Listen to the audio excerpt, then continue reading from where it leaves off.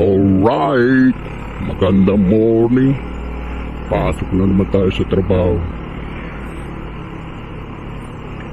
May napanood akong video ni Chupaing. Chupaing sabi ni Kong Parasa. Chupaing daw. Panoorin natin.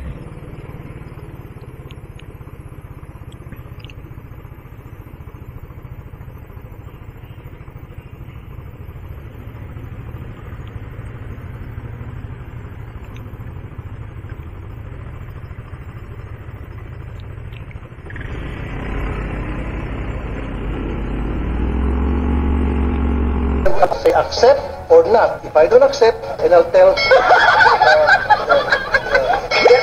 Berto na yung tay. Berti mo. Pinadala ko niya ng pera. Oh. Welcome to... Under Philippine law, there is a difference between residence and domicile. And the obligation of the Philippine government will be affected if the person does not return to the domicile.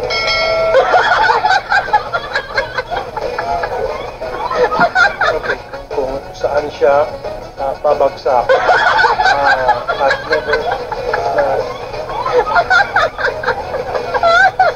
Well, Your Honor, magulo din po yun if under Philippine law, you do not provide for clarity. What is your intention? At to what point will the Philippine government be responsible? Domicile or resident? What is the intention of His Honor in the draft?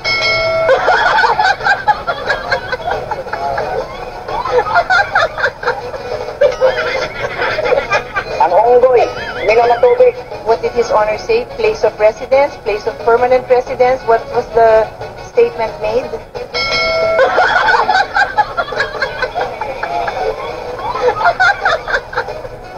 sa kanyang standard employment contract. It is important that His Honor tells us what is the intention.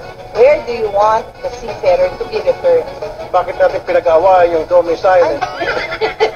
Hindi mo natin pinag-aawayan. Nililiwanag ko lang po ang use of terms natin because they have significance, Your Honor. Under the MLC pension provision, When the seafarer indicates a home address, yung po ba kaya ang kanyang temporary address sa Manila o yung po yung kinoconsider niyang permanent home niya sa probinsya? Alin kaya ho yun doon?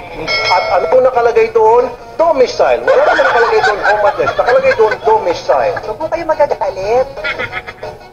Sorry po. Sorry. No, I'm not mad. May legal I'm not mad, differences Your po Honor. yun. Ayoko kung malito ang gobyerno.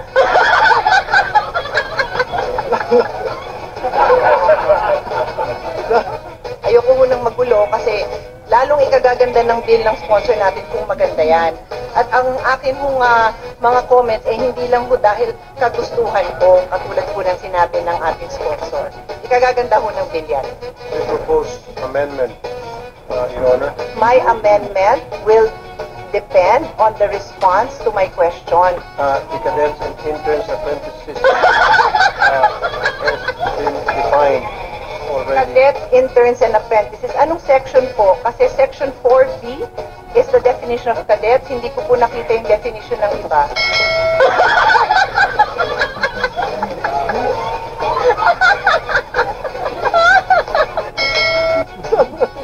Sandali lang.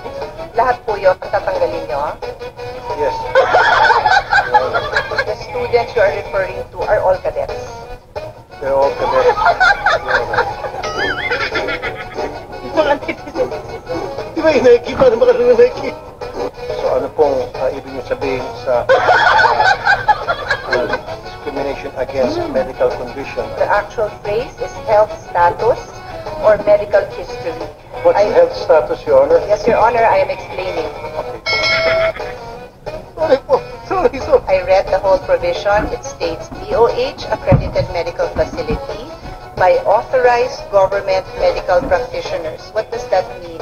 I accept removing the word by authorized, by government,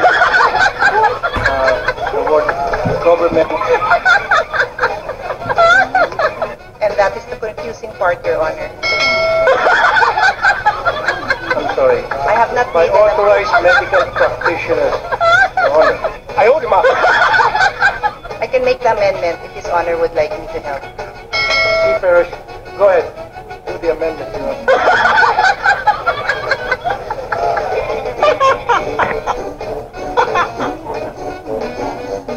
My amendment would be to delete the phrase by authorized government medical practitioners and such that the whole sentence would read, all payment of seafarers shall be performed only in DOH accredited medical facilities following the standards set by DOH. I accept. There is no objection to that. Pero kung yun ang gusto nyo, pwede namin ilagay. Alang-alang po sa inyo. Huwag po kayo mag-amend alang-alang sa akin. For some clarity, Kung saan ho tingin nyo na mas maliwanag. but we can accept your amendment. I did not make an amendment yet, Your Honor. I was just asking a question.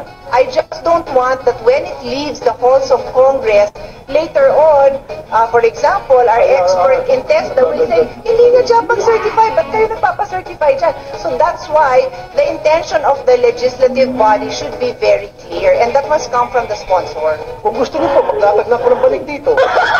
Sa una. Chupaeng, sabi ni Parasa, mag-vlog ka na lang. Kasi na sa Senado, nagiging sunga-sunga ka eh. Sabi ni Trixie, sunga-sunga, biyo-biyo. Puro kasi vlog-vlog yan nasa isip mo eh. Eh wala kang nagagawang batas eh. Biro mo, pati pre-ship bill, biyo-biyo talaga. Tapos yung seafarer mo.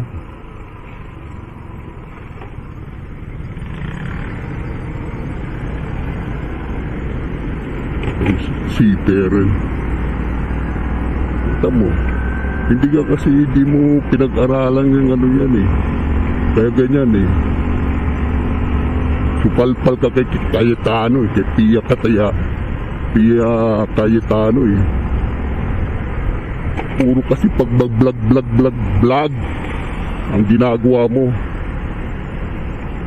Yung RTIA mo, Rapid Tukmol in action, sabi naman ni pambansang daddy. Rapid Tukmol in action, sabi ni pambansang daddy. Buti na lang, mag-vlog ka na lang. Wala ka naman nagagawa sa Senado.